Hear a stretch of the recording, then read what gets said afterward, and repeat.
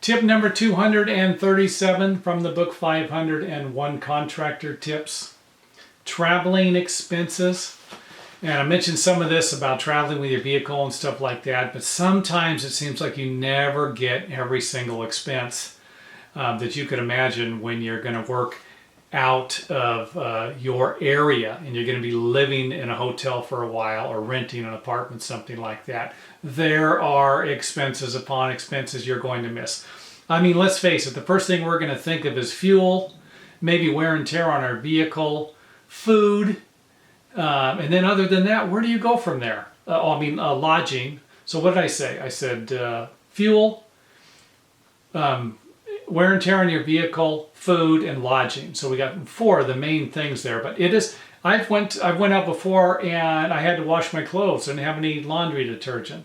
So you go to the store, you go to the hotel, you pump in a couple of quarters and get out the line. And again, this might only be a $1 or $2 or $5. And okay, $5, big deal. But if you do it often, or you do it a little more than you thought you were going to be doing it, then that's when it starts to become a problem. Obviously, a couple of dollars a day doesn't sound like that much. But if you're doing it for 200 days, you're out there doing it, that's $400. And that might not sound like much over 200 days. But if it's $20 a day or $50 a day, now you're in a totally different thing. I have been to places where I thought the food wasn't going to cost. I just kind of figured an average price of the food, and the food was more money.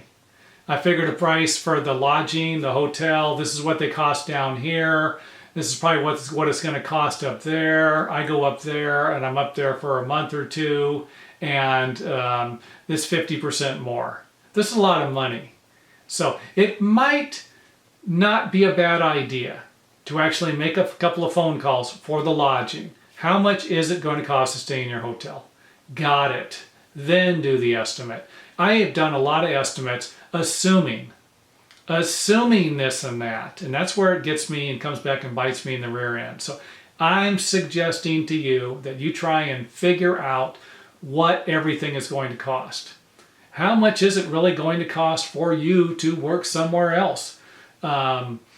Wear and tear on your vehicle's obvious. Fuel, that's obvious. Hotel lodging, you can get that through phone numbers. Call up food, you get a general idea. You could even call up some restaurants if you needed to. Now, if you're just going up there by yourself too, that's one thing. But if you're taking a crew of 10 people up with you, that's where these expenses could really get out of hand. Really get out of hand fast. So really, to work out of your area, you're going to actually have to, the first job you do or first couple jobs you do, you're going to have to track everything to get a general idea of what this really cost to work outside the area, because it might not be worth it for you to do so ever again in the future.